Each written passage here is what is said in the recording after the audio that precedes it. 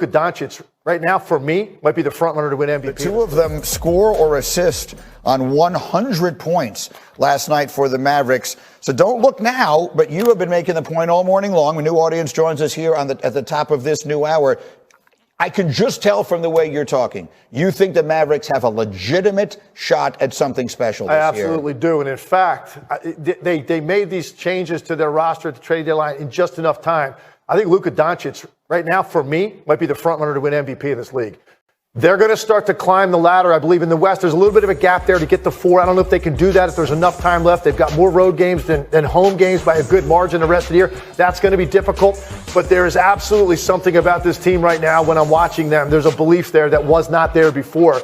I do think Dallas legitimately could make a run at coming out of the Western Conference the way that they're playing right now, assuming that Kyrie Irving stays healthy and he stays this engaged and locked in and he looks this hungry for it.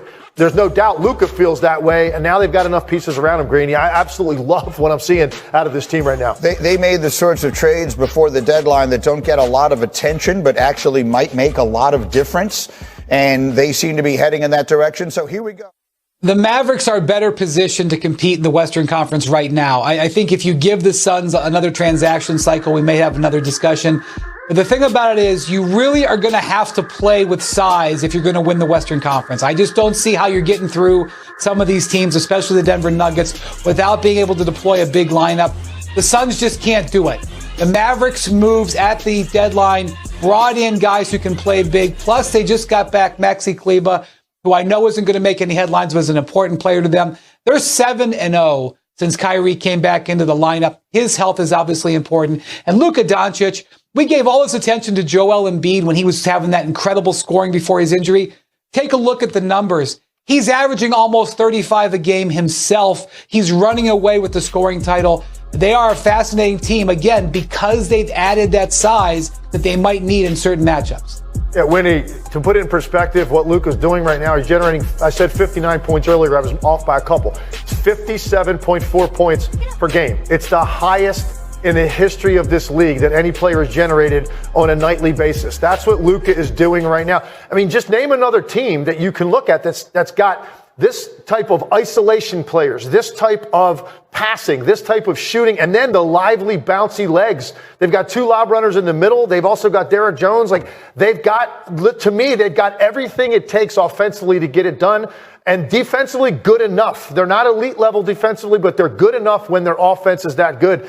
Can't say it enough. And I said it before the trading deadline, but once they made those trades, Greeny, for me, that night, I said, this cements it for me. They are going to be scary going forward now that they've gotten more size in the middle, and P.J. Washington is an upgrade over Grant Williams. And one thing I think we're going to be talking about a lot, Stephen A., in the upcoming months when we look at this Western Conference, because it could go a bunch of different directions. I have no idea who 2 through 8 is going to be. And look at this play-in tournament right now. Right now, if the play-in tournament started right now, you'd have the Lakers, the Warriors, and the Suns. You don't think seeding and stuff might matter? Holy Moses. You might have, if you're LeBron, you might have to get through Steph and Durant just to get into the 1-8 matchup. Okay? So that's right. The big thing that we're going to see as we watch these matchups on play is size. Because some of these teams in the West can play with it. Some of them don't play with size. They play small. Some of them have trouble with it. And the reason I'm bringing that up is I do want to talk real quick about the Dallas Mavericks.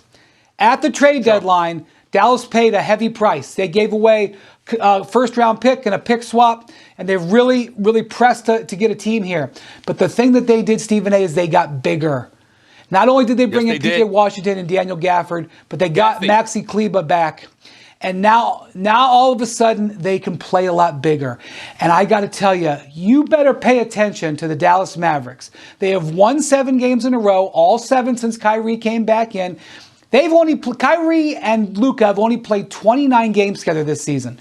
And they're 10 games over 500. Now, obviously, Kyrie's got to stay healthy. Luka is averaging 34 points a game.